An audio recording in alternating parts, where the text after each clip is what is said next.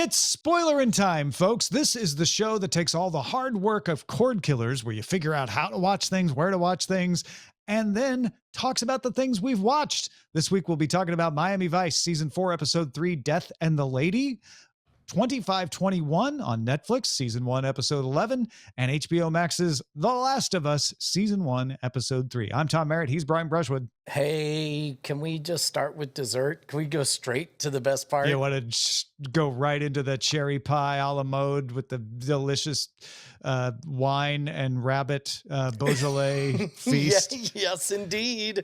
It's The Last of Us, Season 1, Episode 3. The Bill episode, right? For lack of a better explanation. Yeah, so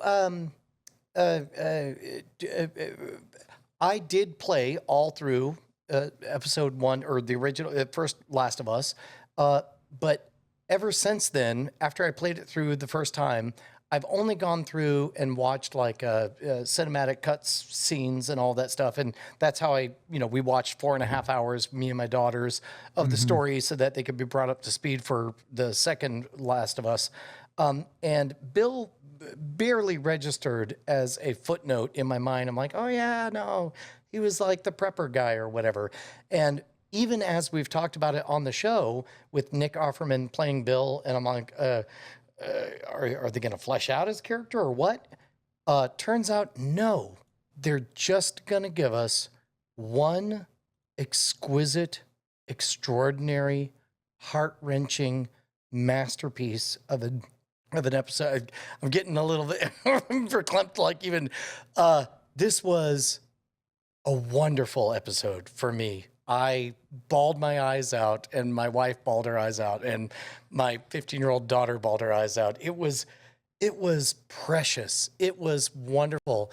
It was peace in a world of chaos. It was the last thing I thought I would get out of a TV version of The Last of Us. I watched this episode in 2 parts, and I regret it. Seriously regret it. We started watching it and then realized we had to go see a Harry Styles show. So my experience of this episode is watching it up to the point where Frank is horribly playing Linda Ronstadt, and Eileen and I saying, like, I don't trust that guy. Like, what's he really up to? Oh, so what read to me as a tender moment of because we don't know who Frank is. Right. So we're like all suspicious. We're like, oh, is it smart? Like, is this guy playing him? Like, what's going on? Then we go watch Harry Styles perform an excellent concert. It's a fabulous show. Go see Harry Styles. He's amazing.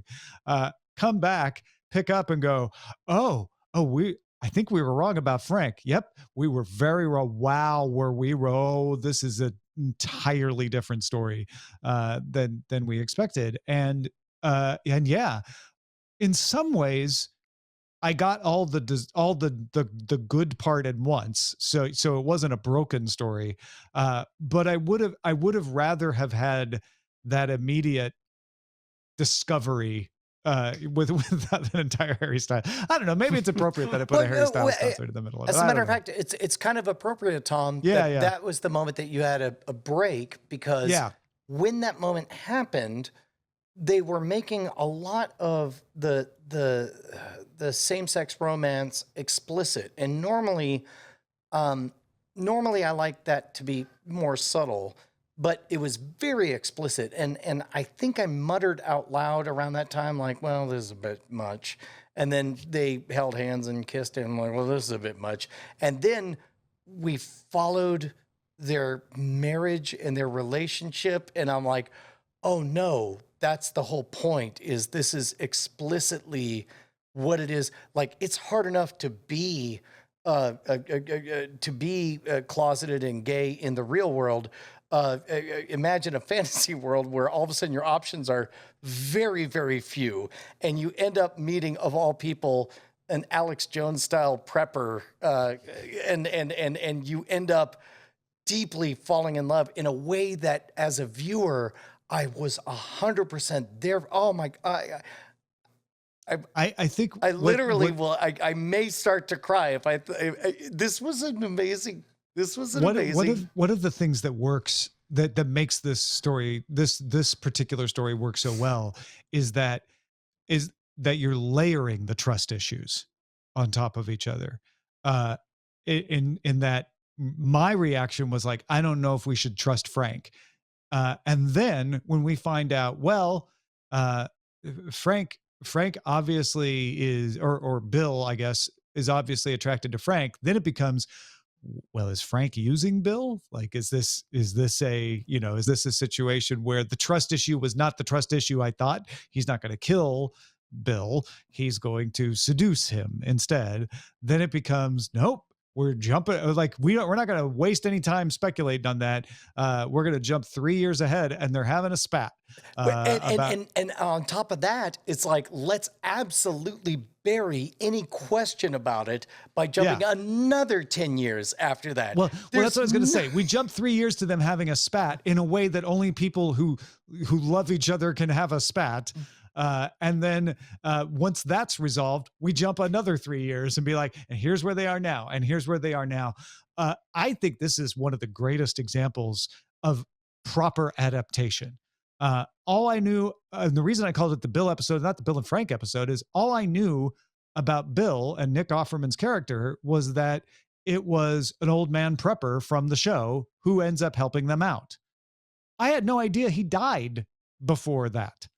He well, as a matter of fact, in the video game, he doesn't. And this is one of the beauties is my 15-year-old daughter could not let me and Bonnie leave the room before she called up the YouTube video of this is how it went in the game. And the way it went in the game is that Bill is alive and angry at Frank, and Frank got bit and decided to kill himself, and Bill has complicated feelings or whatever. So, and they had a bad end to their relationship. Right. So this is one of those where if you're a video game purist, you would fault it for not being, consistent with the video game. Yeah. But the interviews that I have read with, I forget which one did what, Chernobyl guy and Craig Last of Us Mazin guy. and Neil Druckerman. Right. Druckerman did The Last of Us. They sort game. of stumbled into this idea of what if we just explicitly told this story? Here's the thing I didn't know. This is a 75-minute episode. It's very long.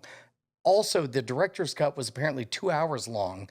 And the Last of Us guy said when he watched it, he sobbed so hard he said out loud the word "ow," like he cried until it hurt. And I totally believe all of it.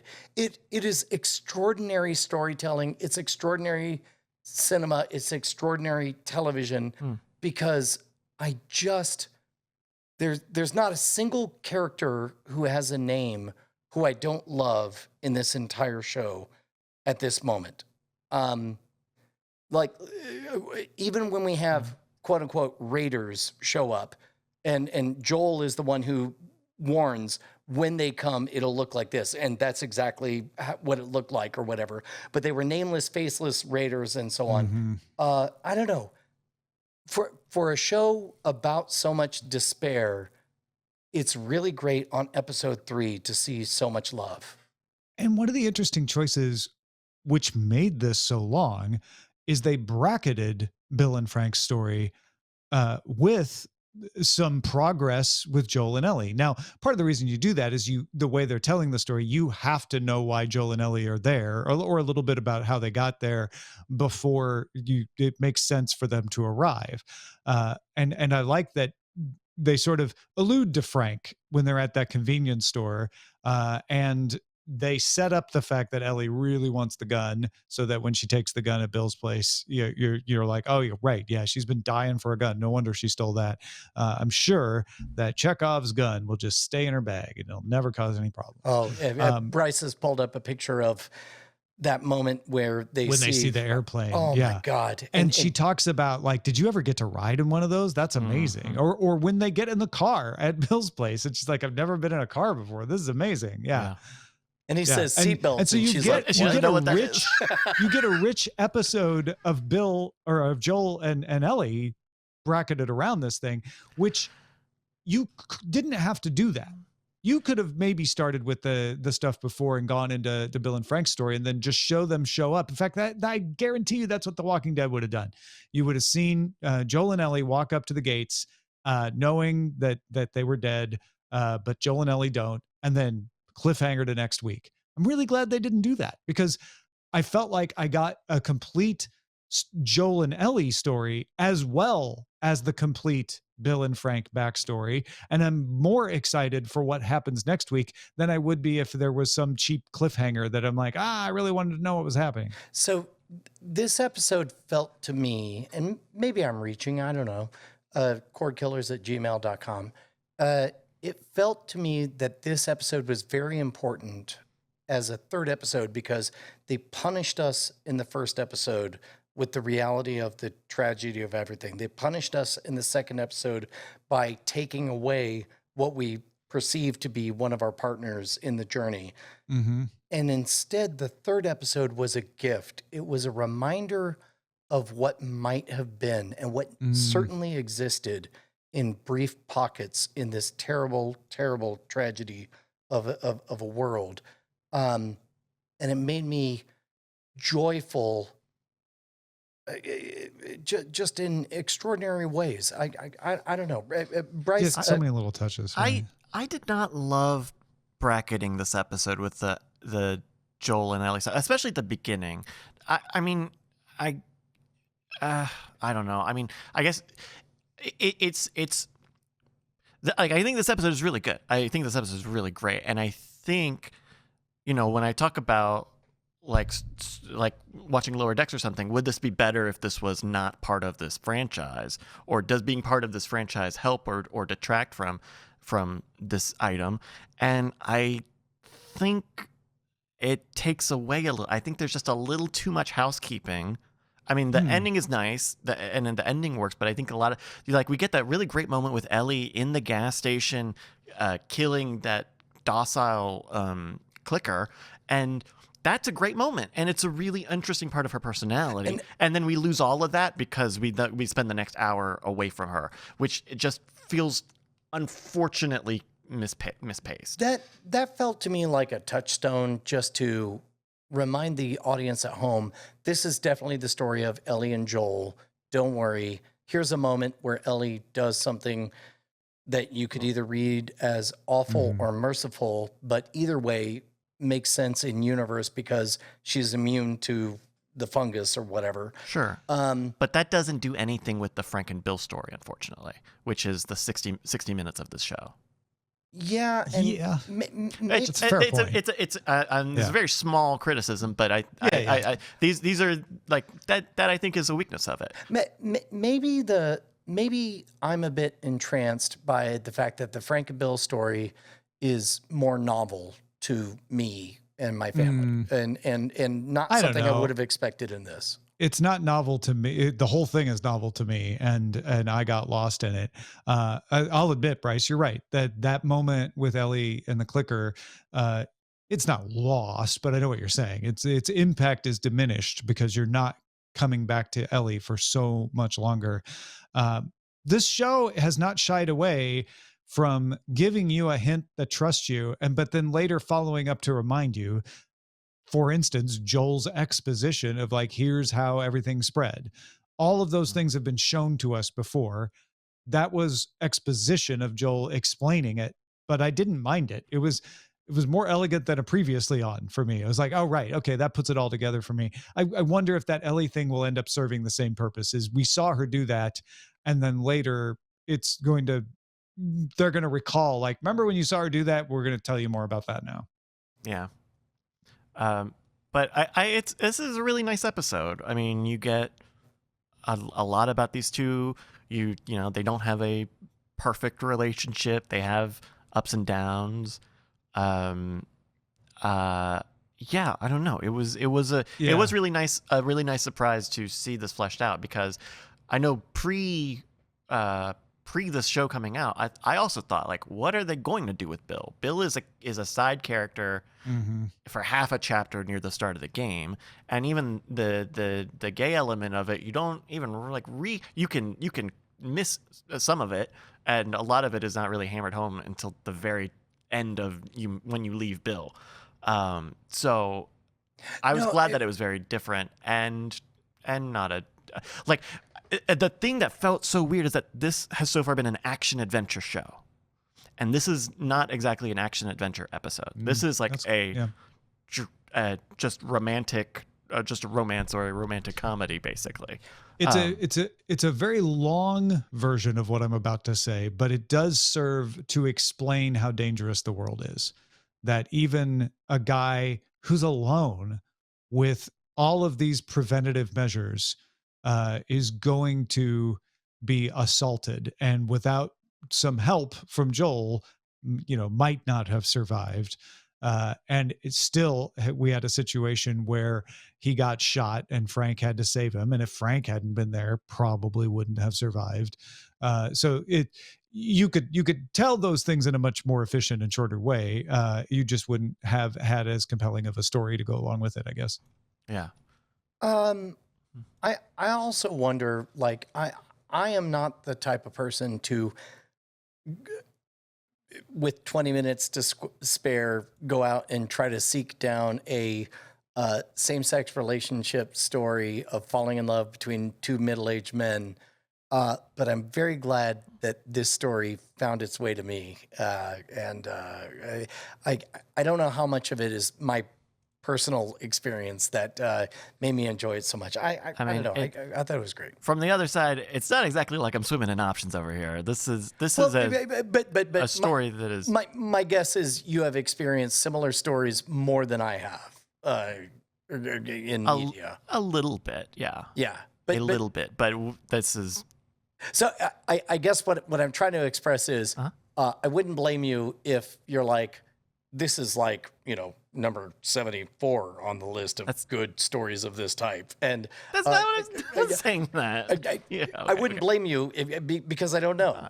But I'm very, very thankful that this story found me. It's great. It's great. And I'm glad that it found me and my wife and my daughter all crying at the same time because it's so sweet. It's just so, it's wonderful. It's great. Bryce, what did you think of the love story? I thought it was really nice. I thought that they, okay, this is not a spoiler, but I just recently watched the romantic comedy You People on Netflix, and the thing I didn't love about that is that the female main actress, her whole thing is like, I'm a real person. You don't treat me like a real person. But then I feel like the script of that show doesn't also give her a lot of humanity or agency, where I thought like we really did get a lot in depth of who Bill and Frank are, how they connect with each other, and that they are not just smushed together because of something written on paper. Also great to get Murray Bartlett as Frank. I need to rewatch that episode because I was not thinking about Armand being Bill's husband from The White Lotus. Oh my gosh. Oh my gosh. Wow. Yeah. Penny dropped. Yeah. I was not thinking about him as Armand either. Yeah, that's amazing. And once you've realized it, you're like, because at first I thought he was, who's the guy that plays Trevor in Grand Theft Auto who shows up in a bunch of stuff? I thought it was him because they have a very similar face and he was doing the American accent. But I thought it was a very good episode. I think it's great. And in terms of like telling queer stories, there are way worse ones out there for sure. Well, and not for nothing, their first bedroom encounter was kind of I couldn't help but notice, and I'm certain this was intentional and well executed. But it's like you have Nick Offerman, the prepper, who definitely is well fed, and Frank, who definitely has been starving to death out in the wild and is definitely very svelte. Yeah. The other thing that I don't even know this is a criticism, but I think this is an interesting point to re-examine this episode is, and I think we talked about this last week, of the music of the show being kind of stopped in 2003 because of the spread. And I don't know exactly how this would intersect with, say, the status of queer relations in 2003. I mean, 20 years goes by in the show, so who knows? But yeah, I think that was the only thing I was a little like, would these two really have been how comfortable? Like, I wonder. I don't. I read that as they're. I read that as a very good reason why they're both middle-aged, creeping up on 50 years old, because then whatever 2003 looked like, when I don't know, once you hit 30 plus, you some people become flash frozen in the cultural gestalt of where they are at that moment, and so it would make sense that over the next 5 years, 10 years, 20 years. They would continue to stay in that flash frozen state. Yeah. But yeah, great. A very, very good episode. I was really glad that they did this because I don't know what else you do with Bill. All right. That is The Last of Us, Season 1, Episode 3. Let's move along to 2521, Season 1, Episode 11. An odd numbered episode in our TikTok of the 2521 episodes. Start with you, Bryce. What did you think of this? Did you follow the skip instructions? I did. I thought it was interesting. I thought it was nice that Hito and her mom sort of break down that wall between the two of them. I don't know if we're going to get another total 90-degree personality shift like we saw between Hito and Koyurim, where suddenly they're just total bosom buddies and they're each other's best friend. I wonder what will happen with the mother because she's at a similar pivot point. Did you watch the post-credit scene? There was a post-credit scene. Like after the stills? It should have been in. I did. I think I did. Yes. So in the where they're in the stills, hospital. Yeah, it's the mom and grown-up Hito in the hospital, and they have a touching scene that implies that their relationship is now they're much on, healthier. They're both on beds, Brian, and they're holding each other's hands. Yeah, I was trying to figure out, like, is everybody giving everybody else kidneys like or something? Colonoscopies? What's going on? That was a little odd. Oh yeah, the colonoscopies. Yeah. In fact, I was thinking it would make more sense if everybody was giving up a kidney for some reason. Yeah, why are they laying? Why are they all doing colonoscopies? And you it's mother-daughter colonoscopy day at the hospital, I guess. I did see that part. As a matter of fact, there was a number of moments that I was too caught up in the show, and then I looked down and I was like, oh wait, I'm supposed to skip by now. That's good. Per the Tom guide. No, it seems good. I don't know. What did we get, Bryce, this episode? Well, we get Hito and her mother talking. We learn about the chairs thing. We learn why they're important, and we see her. We have the whole. I mean, that's the crux of the mother-daughter stuff. Beck gets assigned to sports. He officially becomes the sports guy, which I already thought he was. I don't understand. Like, he was covering all these sports. He was on a probationary status, and now he's like a permanent hire, which means that he's going to stick. He's going to stick around. Forgive me. The guy repairing the chairs, just a random guy, not. He's just a local carpenter guy. Okay. Yeah. Okay. Yeah. I was afraid that I was supposed to know who this person was. Yeah. Was there anything else? I didn't read it. I didn't write anything else. You get the flashback of the mom story. So one of the mysteries has been like, what happened to the dad and why is mom so flippant about it? And the takeaway in this episode is mom was trying to hold it down. Mom did not want to break down. She wanted to just get Hito to adulthood without feeling anything. Not particularly healthy, but that's what she did, as well as propelling her career forward, because she knew if she propelled her career forward, then she would be stable enough to be able to provide for Hito. And so she dedicated herself to the career. In the background is that advice she gave Yijin before of like, if you really want to do this job, you're going to have to make personal sacrifices. And if you're going to be friends with Hido, it's going to be real hard to cover her and stay friends with her. Did I read it right that it looked as though she had to report on her own husband's death live on air? No, she was No. just reporting about something else instead of going to the funeral, Also, Okay. to the memorial. that was a little confusing. Did the father just die? Because someone says the hospital's calling. But if it's, but I thought Yeah. at the funeral, a funeral would be pre-planned. I can't tell to if some it's like degree. 2 different time periods there that they're mushing together, or if it's just a continuity error where they're like, like he's dead. Oh, we instantly went to the memorial, because I don't think they moved that fast. Right. I did, for whatever reason, maybe enjoy sounds like a terrible phrase, but whatever. I appreciated seeing the mom stripped of her emotional armor and actually letting herself be open in front of her daughter. Yeah. Mhm. That was pretty good.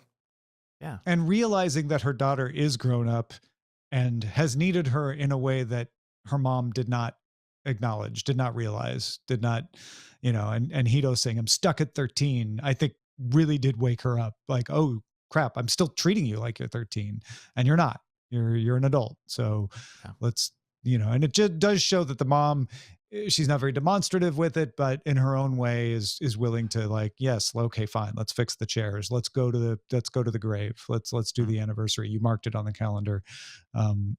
So yeah, there's not a lot happening in this particular episode. It's very much about the relationships than things moving right. the story. Yeah, we definitely have the codification of these are all wrong terminology. I'm sorry.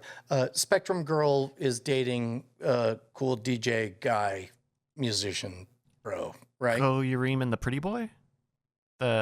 The other fencer lady? Ko-Yurim is the no. other fencer. She's dating Ji-woon, the concert guy.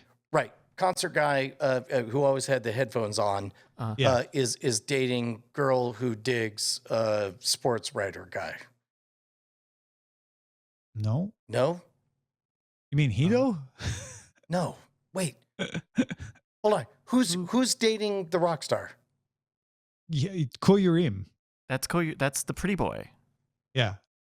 Okay. And So- they're in a situationship. What may be confusing, especially if you're skipping around, because I basically said you can just see that Yurim We kind of- and Hito get sneaked into Ji-woon's concert. We skip the and fact that then he plays skip music. to the fireworks, because there's the whole concert situation. The concert situation is this very cartoonish thing where Yijin has sneaked them in, and then one of the members of the band leaves because his girlfriend is upset. So they make Yijin put on a school uniform and go up and play the guitar. What? And then, yeah. What? I'm so glad we didn't watch that. Oh, I'm feeling so less bad now. Yeah. And so the upshot is that Hito and Yijin are still exactly where you left them at the beginning of this episode, which is, Yijin has confessed. Hito definitely likes him, but the relationship has not progressed beyond that. And yet Ko-Yurim has agreed to date Ji-woon. Ji-woon, he on stage in the part I told you to skip, is about to ask her over the mic in a really cringy way, and then the mic goes out, and then he just mouths it, and she nods, and they're dating now. Who was the character that when they were running just kept on running? Oh, that is one of the younger members of the fencing team, who you may not have picked up on it on earlier episodes, but she was always kind of struggling, not doing as well as the rest. And, kind of giving vibes of like, I don't know why I'm doing this. And so that part of the story was basically just showing Yurim and Hito stepping in to help one of their juniors who's having a hard time. Yeah. But she's not in any other scenes other than that. Yeah. Well, and it's like, it was very weird because her whole thing was like, oh, I heard you guys talking about wanting to leave. It's like, they just said that, like, very quietly. I don't know. How did you hear that? How did you hear it? I don't Yeah. know. Okay. Anyway. Yeah. I don't know. The one thing I really did like is that's pretty cheesy, but I still liked it, so I didn't put it in the skip, was fireworks on the roof. And Yijin asking them for a photo, or Yijin going downstairs and requesting the photo of Hito. Like, again, it's one of those things like at the beach when they're like having those times of their lives that they say they'll never forget. Right. Yeah. Yeah. Also, I feel like I only get to once mix up all the characters and then I stop talking. That's what was happening. Well, it's especially if you're skipping around, it can be difficult. We'll make you flashcards. Yeah. We'll give you a little No, guide so that when we talk about, oh, that's Hito. It's all good. It's all good. All right, that's 2521, season 1, episode 11. Let's finish up with Miami Vice, season 4, episode 3, Death and the Lady. Brief appearance from Miguel Ferrer, who is also in Twin Peaks. But also, wow. A primetime broadcast television show from the 80s about porn. Well, and not just that, but snuff And snuff films. Yeah, porn snuff films. Good point. This actually sent me down a rabbit hole looking up the backstory of Faces of Death, which apparently was created in 1978, and then Faces of Death 2 in 1983, and so on. But also was very obviously faked, and then later episodes were not at all fake. They were all real footage of snuff films or whatever. And then I was lost in the complicated idea of how do you represent these ideas on Friday night primetime NBC television. Yes.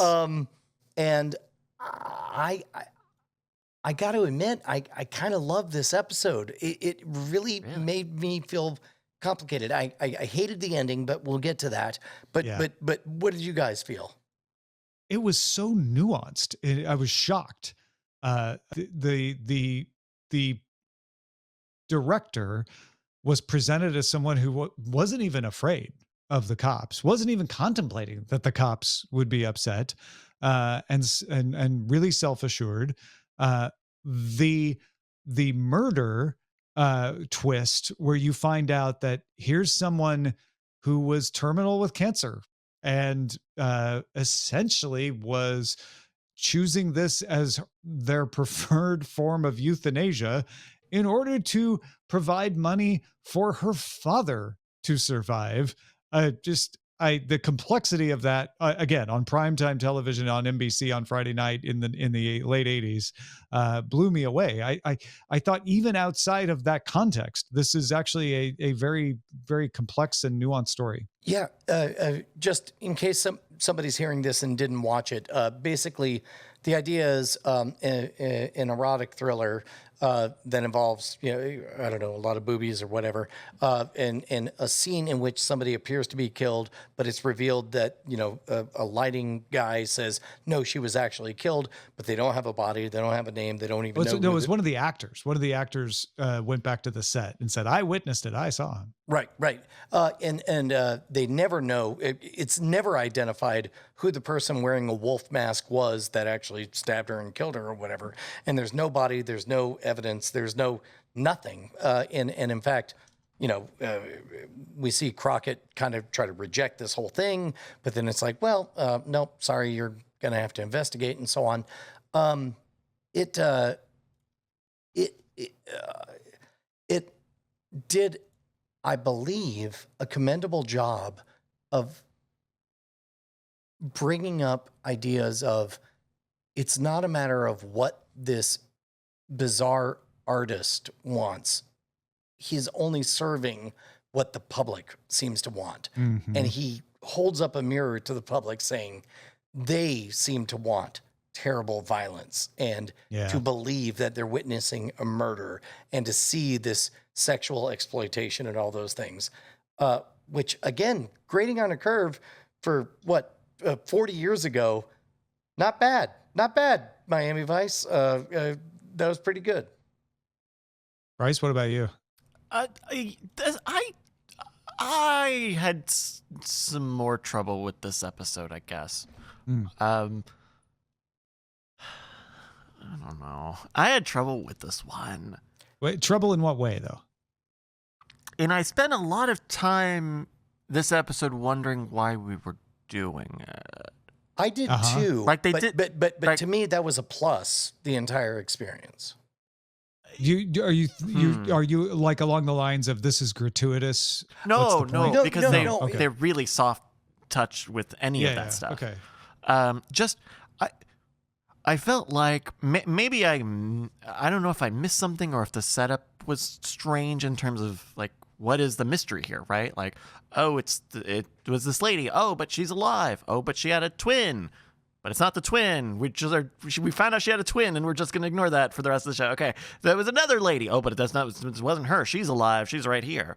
And then she has a look-alike. Oh, okay. Well, I like the idea. I get the idea of like, oh, here's a crime, prove it, right? Find a body, Right. There's no body. Yeah. find damages, whatever. I like that idea, but I think the way we get there is really convoluted for what looked like a pretty simple, like it's a twin story. I'm not claiming that I have undue expertise or experience in the area, but I didn't find it convoluted. Okay. But until you just explained it, you know what I mean? Yeah. Like watching the show, I was like, oh, so it's not the twin. Oh, that's interesting. Who is it then? I just went from point to point. But yeah, when you just laid it all out, I'm like, yeah, that sounds really convoluted now that you put it that way. well, and that brings us. So again, for those who aren't watching it, there's a moment at about the 2/3 mark where there are three possible victims or stand-ins or characters for each other, and it's not entirely clear that anybody was killed, and maybe that's part of the MO of this auteur is that he wants everybody to think somebody was The actually mythos. killed Yeah. or whatever. Eventually we figure out like, no, this is a person who had terminal cancer and said, give me money for me to give my dad and actually kill me on camera. All of which they do without ever showing anything on camera, which is commendable that they were able to pull off Yeah. that level of storytelling. Yeah. And you know, conceivably leaving no trace. Like there is no body Right. still at the end, which is why Sonny can't bring a charge and instead beats the guy up. They eventually do indicate that the body was found like in Canada and written down as a transient I forgot or whatever. about that. You're Yeah. right. You're right. Yeah. But the important part is that Sonny, despite being kind of like a morally neutral about pornography or exploitation of women for erotic films or whatever, he suddenly snaps and just beats the crap out of the auteur. That was a bummer to me. Because the auteur got away with it. He's like, so you were somewhere else, so we can't prove you did it. So I'm gonna punch you. Yeah. You know what I would have loved is, and maybe mid 1980s USA wasn't right for this message, but wouldn't it have been great if Crockett's play was to rob him of the sensationalism, to say, but you weren't there, were you? And then the next day headline says, auteur is a fake. He was definitely off it. Like the woman definitely died. The guy definitely will not go to jail for it, but Crockett is going to rob him of the artistic merit of what he thought he was getting away with. Yeah. Or he could beat him up. See, and beat him up is the lesser of those two, right? Because But it's he the slaps justice. him 4 It's- times and then he's done. Well, it's not justice. it's not justice. It's fistus. It's frontier justice. It's frontier justice. This is a sure. frontier justice sort of situation. Well, something I'm finding out here on the Miami Vice wiki is that the woman who plays Laurie Swan, Kelly Lynch, is all three of these women. She's Laurie Swan in The that's Peep great. Show. She's Amy Ryder in the Dead Eyes scene, and she's Margot Frank in that rooftop party near the end. I didn't put that together. I think they did a good job of making her look a little different. Yeah, most of I that agree. was basically how dilated her eyes were at any time. In an outdoor scene, she had these pinhole blue eyes. Oh my gosh, they all three did. I noticed hers first as well, and then Paul Guilfoyle's were like pinpoints, and then they go back to Sunny and his. I was like, dang, that is really bright out there. Yeah, A lot of blue-eyed people on the show. My conflict I'm feeling is I want to praise them for even having this discussion on this type of show, but I also want to say would have been more clever if you robbed him of the artistic merit instead of just punching him. They've done Miami Vice episodes where justice is not served and Sunny deals with it. And it hasn't been Sunny goes and punches someone. So maybe they just finally got to the point where like Sunny would finally, get pushed over the edge and no one would care in this case. I don't know. Well, I thought he was going to get sued. That's what I thought. I was like, yeah, that auteur is just going to take you to court. Like, why wouldn't he? Well, and on top of that, it kind of undercut everything where Sunny is the morally neutral person for 90% of the episode. And they're like, psych, I'm not neutral at all. I think this is smut and you're a jerk and now I'm punching. Well, I don't think the smut was ever part of it for Sunny. I think it was the you got away with murder part of it. At least that's where I took it. You killed a woman and made everybody watch and then made this big spectacle out of it. Yeah. Which is why I'm with you, Brian. Like some way, and I'm not sure how you pull it off, but some way that robs him of that would have been great. Yeah. Yeah. Maybe a bit ahead of its time. It would have been more internet cancel culture. Yeah. Just also another like big episode of Miami Vice. Like another fantastical episode. I really thought last week's the show was very fantastical, and I felt like this week was as well. Season 4, man. They got heady. What do we got to do? We got to change it up. Why don't we make a film in the film about a woman? That's the thing. When you chase a high like Miami Vice. They definitely did like that. That film grain on film grain, like fourth generation 8mm upscale to 32mm made into NTSC broadcast. Yes. Well, we will see what the rest of season 4 of Miami Vice has in store for us. Miami Vice season 4, episode 3, Death and the Lady. All right, folks. Stay tuned next week. We will be watching 2521 episode 12. We may also combine that with episode 13. Keep an eye on the Twitters. I'm going to try to pick a couple episodes we can squeeze in together so that we can finish the season in time for The Mandalorian. We will, of course, be watching The Last of Us season 1, episode 4. And instead of Miami Vice next week, we are going to watch All Quiet on the Western Front on Netflix. So that's 2521, episode 12, maybe 13, The Last of Us, episode 4, and the movie on Netflix, All Quiet on the Western Front, the 2022 edition. You can support us at Patreon, patreon.com/Cordkillers. That is where you get these episodes early, get them packaged up in an easier to consume format. Thanks for watching. Thanks for supporting us. We will spoil you next time.